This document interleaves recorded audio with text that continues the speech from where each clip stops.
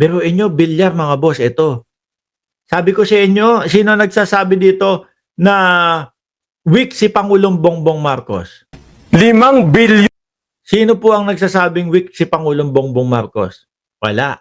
Kasi nakikita ho nila mga kababayan na talagang pati po mga bilyonaryo, pati po mga businessman, talagang hinaharap po ni Pangulong Bongbong Marcos. Sabi po ni Sir Junior Constantino Domingo, Sir Mark, early today. Opo, no? Baka simula po ngayong araw hanggang sa mga susunod na araw, ganitong oras na po tayo magla-live. Bakit to? Kasi kailangan ko matulog ng maaga. Dahil ho, mga kababayan, yung anak ko pumapasok na na eskwelahan. Gusto ko, ako ang maghahatid, hindi ang yaya.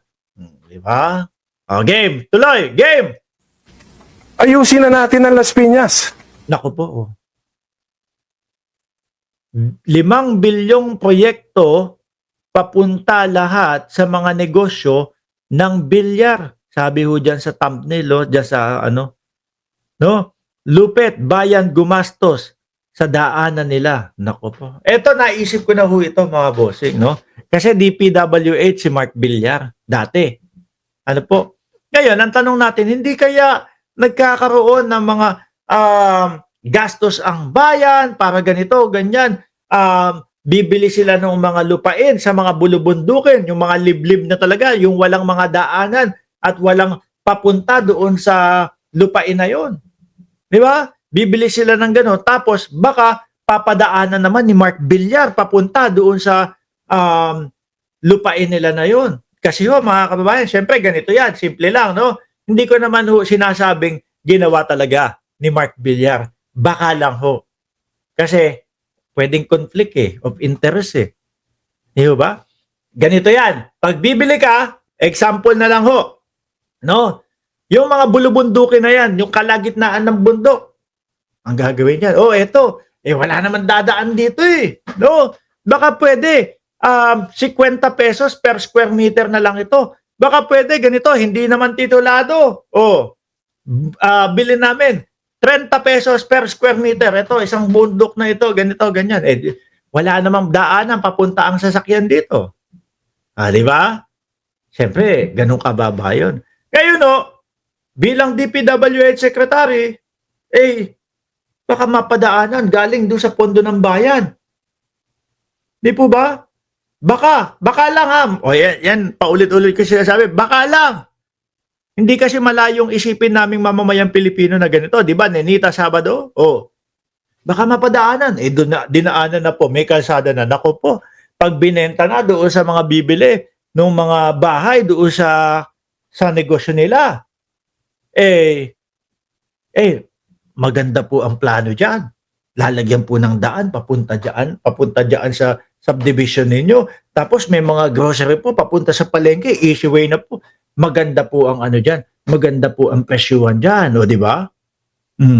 Sabi ni Ma'am Neng Gigi, hello Mark, maaga ka bang nag-live? Mark, normally 10 PM ka nagla-live. Maaga po tayo ngayon kasi maghahatid ako ng anak ko bukas no? Salamat po Sir Junior Constantino Domingo. Ito, pakinggan nga po natin yung hinaing nila sa mga bilyar. Grabe. 5 bilyong proyekto. Wow. Papunta lahat doon sa mga negosyo nila. At ngayon, 450 billion. Sinulatan kita, RD. Pinyaso ito at ang tinutukoy daw ho dito, sabi nung nag-upload ng video, mga bilyar daw ho. At sabi mo sa akin, mag-appeal ako kay Secretary. Inimbestigahan ko kung ano mag-appeal kay Secretary. Posibleng si Mark Villar, Secretary ng DPWH dati. yung 450 million, 140 million, gagawa na naman kayo ng kalsada doon sa lupa nila. Sandali lang po. Di ba kung sakali na dapat kayo ay merong mga ganyan, may development kayo doon sa mga lupa, di ba dapat kayo ang gagastos para papunta doon sa mga lupa na yun? Pera dapat nung magtatayo o magnenegosyo, hindi dapat pera ng bayan yan. Di ba? Hindi ho dapat pera ng bayan ang ginagamit dyan. Phase 4. Phase 1, More than 90 million hanggang phase 3. Hinabol po yung 140 million. Sinong kontraktor? Sino? Sinong kontraktor? Pamangkin nila. Pamangkin nila. Tama na po yan. Hanggat hindi nyo inaalis po yung D dyan, malulunod ang Las Piñas. No. Ay, sandali. Tanong ko nga sa inyo, saan ho tumatakbo si Cynthia Villar, mga bossing? Saan ho ba tumakbo yun ng pagka-mayor? Mayor ba yung tinakbuhan niya? Si Cynthia Villar. Las Piñas, no? Kung di ako nagkakamali, Las Piñas o ano? Di ba? O, baka nga sila yung mismo tinutukoy dito. Phase 1, Phase 2, magkano daw? 90 million, 100, total 140 million. Talo sa senator. Boss, sabi ni Brian Maximo, talo sa senador. Hindi, si Cynthia Villar, yung kanilang nanay. Uy, wag kayo maingay. Nandiyan na si Ma'am Aba. Oh, sabi, Ohayo gozaimasu. Oh, kakawatch ko lang kay Harry Roque, nakakaumay, mga utos-utos niya. Kay Saldico, EDSA pa. Magulat ka. Di ba? Tumatakbo na. Nasa EDSA na si Roque. Oh. At ito naman po ang sagot ng mga Villar, mga bossing. Kung sakali nga na sila, mga kababayan, ang tinutukoy dito sa mga diyan sa mga proyekto na taong bayan ang sasagot, tapos papunta doon sa mga negosyo nila. Kung sila ho, mga bossing, ito ang sagot naman ni Cynthia Villar, mga kababayan. O, sa kanila naman daw, kami, wala kaming problema sa baha. O, saan ka pa, di ba? Buti na lang sila, walang problema sa baha ho, mga kababayan. Sabi po ni former Senator Cynthia Villar, ano ba yung nandito sa Naku, baha. Hindi, baka hindi naman to kaila Senator Cynthia Villar. Ano po? Baka iba na, sa iba naman ho ito. Ano yung balita ng Bilyonaryo News?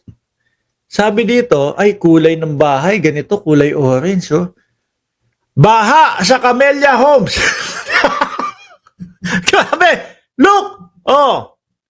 Flooding was reported inside Camellia Home, Phase 4A, Las Piñas City on Saturday, September 6, 2025. Nung isang ano lang.